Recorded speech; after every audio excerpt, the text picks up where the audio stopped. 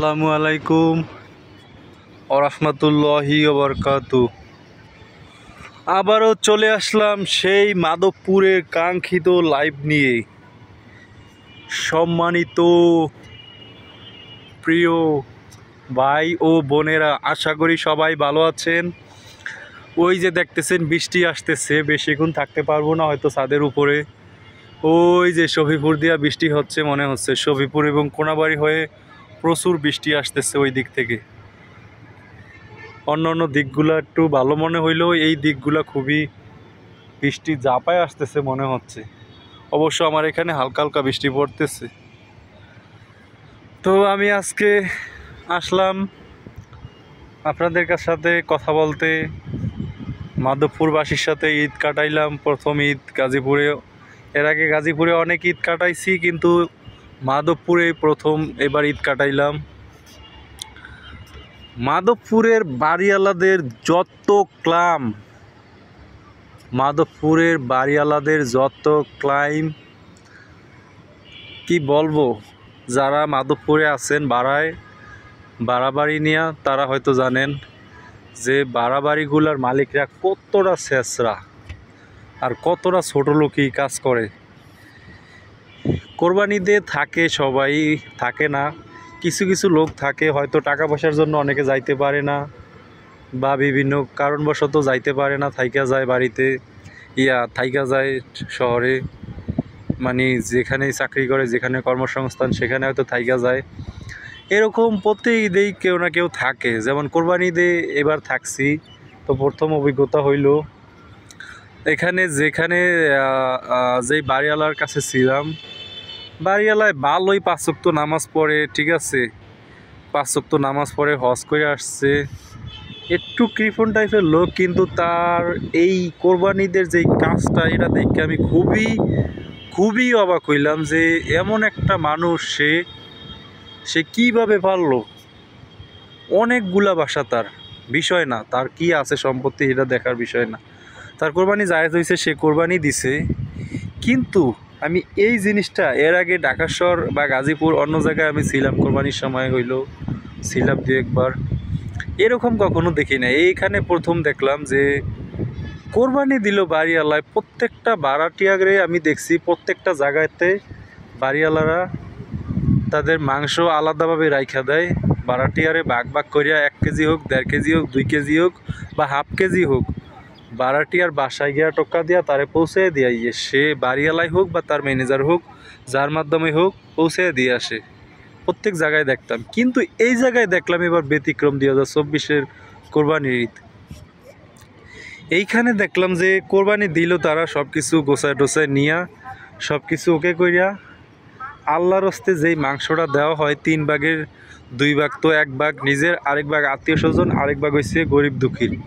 কিন্তু গরিব দুঃখীর যেই ভাগটা, এই ভাগটা দেখতাম বেশিরভাগ জায়গাতেই ওখানে যারা আসতো জবাই দেওয়ার সময় গরু, যারা ওখানে উপস্থিত থাকতো, অনেক মানুষজন আসতো, তা করে দিত বেশিরভাগ জায়গায়।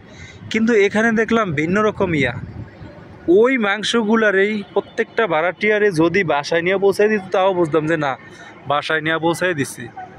কিন্তু তারা বাসায়ও নিল না, প্রত্যেকটা বাসার সামনে ম্যানেজারের পাঠায় দিল। এটা কোনো কথা বলেন? ম্যানেজারের পাঠায় দিয়ে বলতেছে যে বাড়িওয়ালার বাসার সামনে 3 তলাতে আর বাসা, 3 তলাতে হ্যাঁ সবাইরে ডাকছে, সবাই যাইয়া ওখান থেকে মাংস নিয়ে আসে। মানে একটা ভাড়াটিয়া, সে সম্মানিত ব্যক্তি, যারে দিয়া সে চলে, যে ভাড়া দেয় বইলা সে চলতে পারতেছে, সে এত হাজার শত কোটি টাকার মালিক হইছে, সেই ভাড়াটিয়ারে কিভাবে দেখেন তারা অপমান করে, যে ডাইকা নিয়া বলে যে আপনি আসেন, ওখানে তার বাসার সামনে সে মাংস দিতেছে, সেই ওই বাঘগুলা। তার কি উচিত ছিল না যে জিনিসটারে প্যাকেট করিয়া পৌঁছায় দেওয়া? আমার ম্যানেজার আছে, ম্যানেজারে দিয়া প্রত্যেক বাসায় খবর দেওয়াইতে পারছি, তাইলে আমি পোটলাটা কইরা তার বাসায় পৌঁছায় দিতাম না? এই জিনিসটাই প্রথম আমি এই মাধবপুরে দেখলাম। হায় রে মাধবপুরবাসী, গাজীপুরের, এটা হলো গাজীপুর কাশেমপুর 1 নম্বর ওয়ার্ড, মাধবপুর এবং জিরানি সংলগ্ন এই মাধবপুর। অবাক হইলাম যে আমি এই গাজীপুরের প্রথম মাধবপুরে কোরবানিদের সময় থাইকা যে সবাইরে বলল যে আপনারা বাসায় আসেন, এখানে আইসা নিয়ে যান যার যার মাংস। আমি অবশ্য যাই নাই, আমার বাড়িয়ালি গেছে, আমি যাইতে নিষেধ করছিলাম, তারপরও গেছে। পাশের বাসার ভাবি তারে টান দিয়ে নিয়ে গেছে। আমি অবশ্য আমার অফিস থেকে মাংস পাইছি যথেষ্ট পরিমাণ ইনশাআল্লাহ। তো আমার ওয়াইফ চইলা গেছিল তার সাথে, যাওয়ার পরে তার হাতে ধরায় দিল হাফ কেজির মতো মাংস।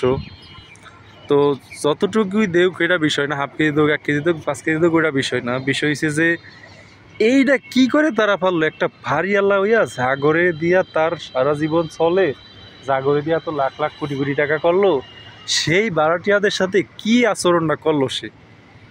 তাদেরকে মাংস পৌঁছায় না দিয়া তাদেরকে ডাইকা নিয়ে 3 তলার উপরে হাতে ধরাই দিতেছে হাফ কেজি করে মাংস।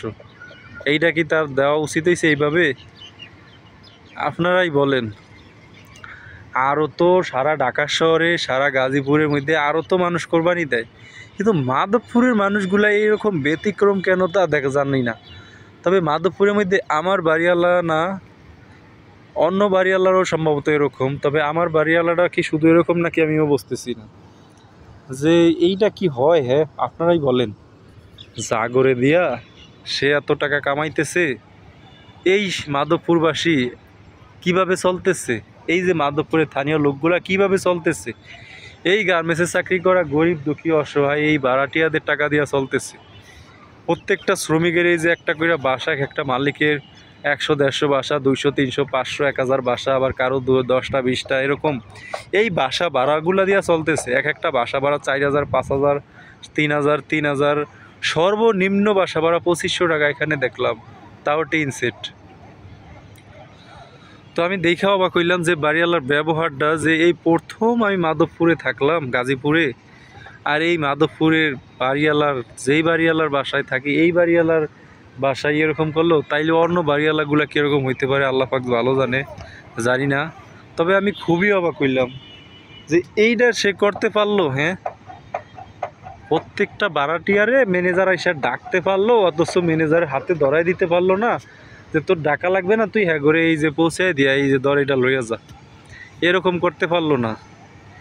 কত ছেঁচড়া লেভেলের বাড়িওয়ালা হইলে এরকম করতে পারে।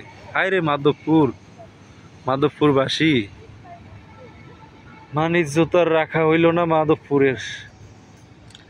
এই যদি হয় মাধবপুরের অবস্থা, কি বলবো আমি বলা ছাড়া তো আরো অনেকে আছে। জানি না কে কে ছিল এই ঈদে, ঠিক আছে। তো আমি খুবই অবাক হইলাম। হায় রে মাধবপুরবাসী, তো আপনাদের ব্যবহারে খুবই মুগ্ধ আমরা ভাড়াটিয়ারা। এত সুন্দর ব্যবহার, এত সুন্দর আচরণ আপনাদের, খুবই অবাক লাগলো। এখানে বাড়িওয়ালাদের নিয়ে যত ক্লাইম আমি ইনশাল্লাহ আগামীতে তুইলা ধরবো। আরও অনেক ক্লাইম আছে যেগুলা বললে মাধবপুরবাসী হয়তো আমার উপরে খেইফা যাবে, ঠিক আছে, খেফুক, কিন্তু আমি সত্যি কথাগুলা তুইলা ধরবো ইনশাল্লাহ। এতে মাধবপুরের কি হয় হোক এটা তারা বুঝবে, যদি তারা শুধরায়। তারা শুধরাইলে তো হয়ে যায়। ধন্যবাদ, ভালো থাকবেন সবাই। 5 ওয়াক্ত নামাজ পড়বেন, সবাইকে নামাজের দাওয়াত করে গেলাম ইনশাল্লাহ। নামাজ পড়েন সবাই নামাজের দাওয়াত দিবেন, আত্মীয় স্বজন, ভাই ব্রাদার, মা বাবা, সবাইকে, পরিবার পরিজন। ভালো থাকবেন, ধন্যবাদ, আল্লাহ হাফিজ।